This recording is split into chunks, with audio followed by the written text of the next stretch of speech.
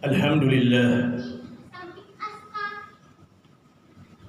Alhamdulillahilladzi wajaba alaina bi ni'matil iman wal islam.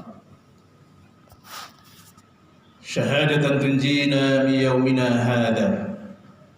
Asyhadu an la ilaha illallah wahdahu la syarika lah. Wa asyhadu anna Muhammadan abduhu wa rasuluh. Allahumma salli wa sallim wa barik ala sayyidina Muhammad wa ala ali Muhammad. Amma ba'du fa ya ibadallah ittaqullaha haqqa tuqatih wa la tamutunna illa wa antum muslimun. Kaum muslimin sidang jamaah Jumat hamba-hamba Allah, mudah-mudahan kita semua diberkahi oleh Allah, amin. Bersyukur kita kepada Allah dengan mengucapkan Alhamdulillahi Rabbil Alamin. Bersalawat kita kepada Rasulullah dengan mengucapkan Allahumma salli wa sallim wa barik ala Sayyidina Muhammad wa ala ali Muhammad. Jemaah, kemarin tanggal 17 Agustus adalah sebuah peristiwa yang sangat bersejarah dalam perjalanan kehidupan kita sebagai bangsa. Kita telah memperingati dan merayakan hari kemerdekaan bangsa kita. Hari ini tanggal 23 masih dalam nuansa bulan kemerdekaan. Supaya tidak terlewat begitu saja, maka kembali melalui khutbah pendek pada siang hari ini, saya ingin menyampaikan khutbah dengan tema Islam dan kemerdekaan. Apa yang paling menarik kaitan atau hubungan antara Islam dan kemerdekaan? Paling tidak ada beberapa catatan penting yang saya ingin sampaikan melalui khutbah mimbar yang pendek pada siang hari ini. Yang pertama, jemaah sekalian, berangkat dari pernyataan khalifah yang kedua, Khalifah Umar bin Khattab, ketika beliau memproklamirkan atau beliau menyampaikan dengan pertanyaan yang sangat retoris ketika beliau berkata, "Mengapa kamu memperbudak manusia? Padahal sesungguhnya ibu-ibu mereka itu melahirkan mereka dalam keadaan bebas dan merdeka." Sebuah pertanyaan retoris yang tidak membutuhkan sebuah pertanyaan, tapi membutuhkan sebuah perenungan dan kesadaran hati dan akal kita. Kenapa? Karena dia mempertanyakan tentang apa sih sesungguhnya fitrah atau hakikat kedirian dari manusia itu. Islam menyebutkan bahwa fitrah atau hakikat dari manusia itu ada dua. Yang pertama, manusia itu dilahirkan dalam keadaan bersih, dalam keadaan suci. Kullu mauludin yuladu 'alal fitrah fa abawahu aw yuhawidanihi aw yunassiranihi aw yumajjisani. Bahwa tiap-tiap anak itu lahir dalam keadaan fitrah, maka orang tualah yang meyahudikannya, menasranikannya dan memajusikannya.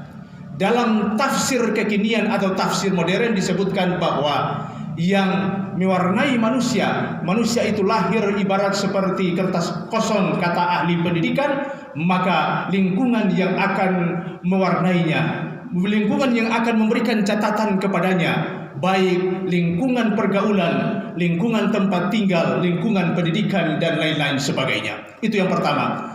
Yang kedua, jemaah yang dirahmati oleh Allah, hakikat atau fitrah manusia itu lahir, fitrahnya adalah merdeka atau bebas.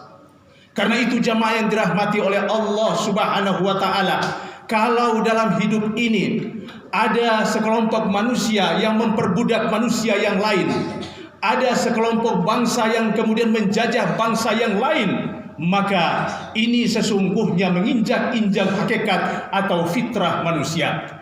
Disinilah kenapa sehingga Islam itu menganjurkan ketika harga dirimu itu diinjak-injak, ketika bangsamu itu dijajah, maka Islam menganjurkan untuk kita mengangkat senjata untuk melakukan perlawanan.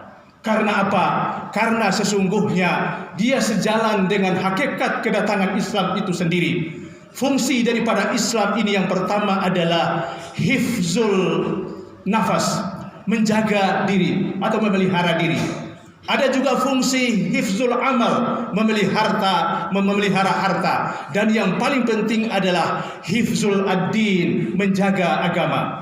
Nah, ketika suatu bangsa, sebuah kelompok yang dijajah oleh bangsa yang lain, maka di situ yang terancam adalah jiwanya, yang terancam adalah hartanya, bahkan yang terancam adalah agamanya. Ingat, kita tidak bisa melaksanakan agama dengan khusyuk, dengan baik ketika kita dalam kondisi dijajah. Dan itulah yang kita lihat di Palestina saat ini. Ini yang kita syukuri, itu yang pertama. Yang kedua, jamaah yang dirahmati oleh Allah Subhanahu wa taala. Alasan atau catatan yang kedua adalah bahwa ajaran Islam ini mengajarkan kepada kita untuk cinta tanah air. Hubbul watan minal iman. Ini bukan kata Al-Quran, ini bukan juga ungkapan Al-Hadis, tapi ini sesungguhnya ungkapan dari Kiai Haji Abdul Wahab Hasbullah, seorang tokoh NU. Walaupun ini ungkapan dari seorang tokoh ya Islam, tapi sesungguhnya dia sejalan dengan fitrah atau kecenderungan manusia.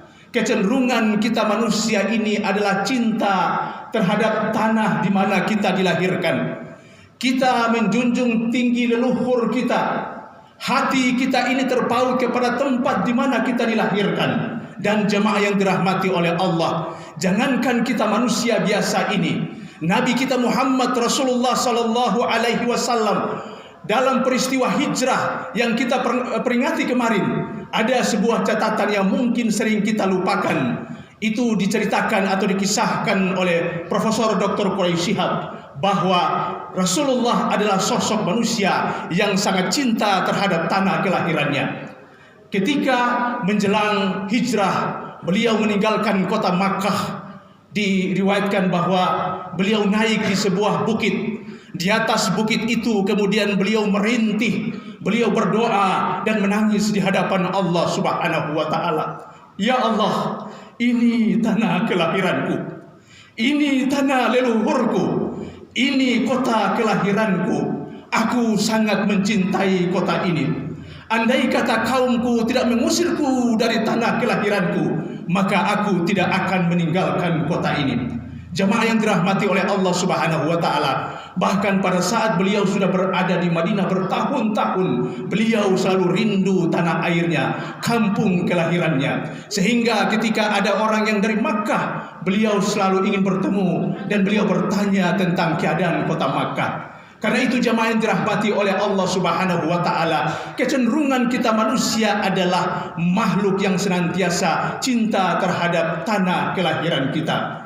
Karena itu jamaah yang dirahmati oleh Allah Subhanahu wa taala, kalau saat ini ada fenomena mudik, ada fenomena kita pulang ke kampung halaman kita, kita menengok kampung halaman kita, itu sesungguhnya sejalan dengan fitrah kita manusia yang sangat yang diberikan oleh Allah Subhanahu wa taala kepada kita. Tanah air kita bukan Arab Saudi, tanah air kita bukan Yaman, tanah air kita bukan Aljazair, tapi tanah air kita adalah Indonesia. Mencintai Indonesia adalah bagian daripada iman. Inilah sesungguhnya jamaah sekalian, ketika penjajah datang, kebetulan penjajah itu adalah kafir, bertemu dengan dua semangat. Semangat yang pertama adalah semangat cinta tanah air, dan yang kedua adalah semangat jihad di hadapan Allah Subhanahu wa taala. Yang kedua, catatan yang ketiga jamaah yang dirahmati oleh Allah Subhanahu wa taala, bahwa kita melihat kalau kita melakukan sensus atau kita menelusuri sejarah para pahlawan kita, maka banyak para pahlawan-pahlawan, sosok-sosok pahlawan itu adalah dari tokoh-tokoh Islam. Kita lihat Imam Bonjol misalnya, kemudian Pangeran Diponegoro, Imam Bonjol pakai sorban. Pangeran Diponegoro bukan saja pakai sorban, tapi juga beliau kemudian pakai aksesoris yang kemudian simbol adalah ulama, Tengku Umar. Begitu juga kalau kita melihat bahwa raja-raja muslim, kesultanan-kesultanan Islam yang ada di seluruh Indonesia, mereka adalah motor penggerak daripada melawan penjajah Belanda. Karena itu jamaah yang dirahmati oleh Allah Subhanahu wa taala, ulama dengan umatnya, kemudian kiai dengan santrinya, mereka bangkit bekerja sama dengan para tentara-tentara kita, bekerja sama dengan tokoh-tokoh nasionalisme kita. Mereka berjuang untuk melawan penjajah. Karena itu jamaah yang dirahmati oleh Allah Subhanahu wa taala, catatan yang terakhir adalah bahwa ada sebuah kesadaran dari para founding father kita, para pendiri negara ini, bahwa sesungguhnya kemerdekaan yang kita raih ini bukan hasil perjuangan kita semata-mata, tapi ada campur tangan Allah Subhanahu wa taala. Ada pertolongan daripada Allah Subhanahu wa taala, dan dengan jujur mereka mencantumkan bahwa kemerdekaan yang kita raih adalah atas rahmat dan kuasa dari Allah Subhanahu wa taala. Artinya apa? Negeri kita adalah negeri yang berketuhanan sesuai dengan Pancasila, ketuhanan yang Maha Esa. Kita bukan negara agama, tapi kita adalah negara yang penduduknya adalah orang yang beragama, orang yang percaya kepada Allah Subhanahu wa taala. Jamaah, sebagai refleksi atau perenungan terakhir, saya ingin menyampaikan apa sesungguhnya jasa atau kontribusi kita terhadap kemerdekaan ini. Kalau yang seusia saya atau yang tipis di atas seusia saya, maka kita harus jujur menjawab bahwa kita tidak punya jasa atau kontribusi sama sekali terhadap kemerdekaan bangsa Indonesia. Tapi kita harus jujur bahwa kata para ahli hikmah, kalau hari ini kita bisa minum air kelapa, maka sesungguhnya karena para orang-orang tua kita terdahulu, mereka menanam pohon kelapa. Mereka mungkin tidak bisa menikmatinya, tapi mereka ikhlas karena Allah Subhanahu wa taala. Kalau hari ini kita merayakan atau menikmati kemerdekaan Indonesia, kita tidak ikut berjuang, itu adalah perjuangan para pendahulu kita. Mereka ikhlas karena Allah Subhanahu wa taala. Mereka tidak pernah berpikir kalau Indonesia ini merdeka, mereka akan diangkat menjadi seorang camat. Mereka tidak pernah berpikir kalau Indonesia ini merdeka, mereka akan menjadi bupati, mereka akan menjadi wali kota, mereka akan menjadi gubernur, bahkan mereka menjadi presiden. Tidak pernah terfikir sama sekali. Mereka rindu, mereka ikhlas karena Allah Subhanahu wa taala. Karena itu jamaah yang dirahmati oleh Allah Subhanahu wa taala, apa yang bisa kita lakukan? Yang kita lakukan, kalau para pendahulu kita, para pejuang bangsa ini, mereka berjuang dengan landasan iman dan takwa kepada Allah Subhanahu wa taala, maka seyogianya kita pada generasi sekarang ini mengisi kemerdekaan juga dengan landasan iman dan takwa kepada Allah Subhanahu wa taala dalam berbagai segi pembangunan, pendidikan, kesehatan, politik, kebudayaan, semuanya landasannya adalah iman dan takwa kepada Allah Subhanahu wa taala. Barakallahu li wa lakum fil Qur'anil azim wa nafa'ani wa iyyakum bima fihi minal ayati wa zikril hakim wa taqabbal minni wa minkum tilawatahu innahu huwas samiul alim. Allahumma shalli ala sayyidina Muhammadin wa ala ali sayyidina Muhammad.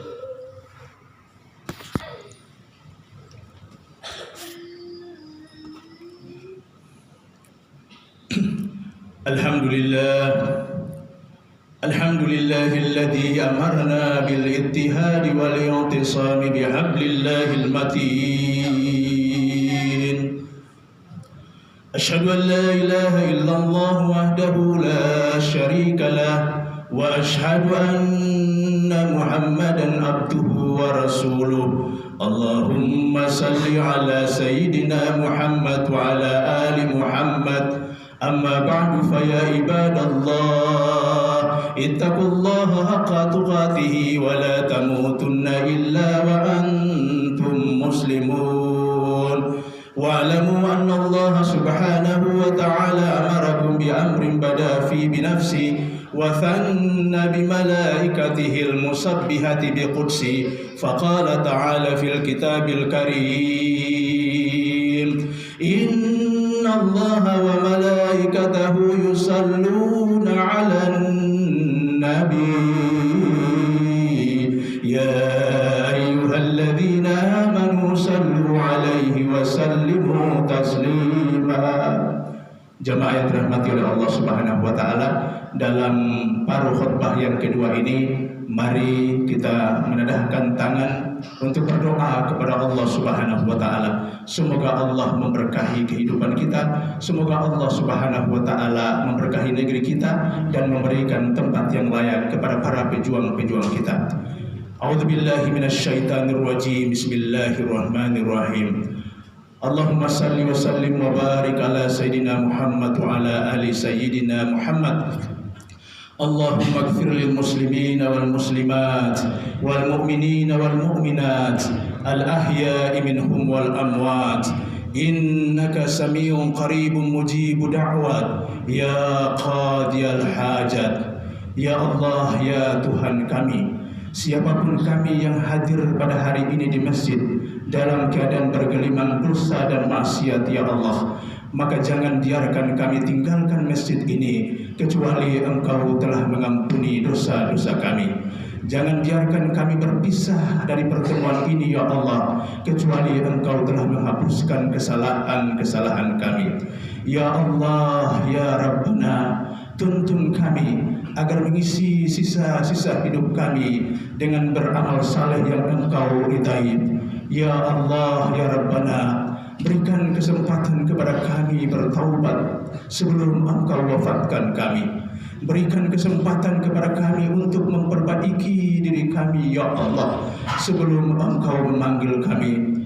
Ya Allah, ighfir lana, ampuni dosa-dosa kami, ya Allah. Ya Allah, ya Rabbana, kami yang gelisah hatinya, Engkau tenangkan hati kami. Kami yang punya masalah, Engkau angkat masalah-masalah kami. Kami yang dalam kesulitan, Engkau tunjukkan jalan untuk kami selesaikan kesulitan kami. Kami yang dalam keadaan sakit, Engkau sembuhkan penyakit kami, ya Allah. Kami yang punya aib dan punya kekurangan, Engkau tutupkan kekurangan dan aib-aib kami, ya Allah. Kami yang dililit hutang, ya Allah, berikan kemudahan kepada kami untuk menyelesaikannya. Ya Allah, ya Rabbana, berkahi sisa-sisa umur kami, ya Allah. Berkahi keluarga kami, ya Allah. Berkahi rumah tangga kami, ya Allah. Berkahi anak kami, ya Allah. Berkahi negeri kami, ya Allah. Jadikan negeri kami adalah negeri yang baldatun tayyibatun wa rabbun ghafur. Ya Allah, ya Rabbana, hindari kami dari malapetaka, hindari kami dari mala bencana. Hasbunallah wa ni'mal wakil, ni'mal maula wa ni'man nasir. Rabbana hab lana min azwajina wa dhurriyyatina qurrata a'yun waj'alna lil muttaqina imaman. Rabbana atina fid dunya hasanah wa fil akhirati hasanah wa qina adzabannar. Subhana rabbika rabbil izzati amma yasifun wa salamun alal mursalin walhamdulillahi rabbil alamin. Ibadallah, innallaha ya'murukum bil adli wal ihsan wa ita'idil qurba wa yanha 'anil fahsya'i wal munkar wal baghi ya'idzukum la'allakum tadhakkarun. Fadhkurullaha al-azim was'aluhu niyamihi yazidkum wa la dzikrullahi akbar. Aqimus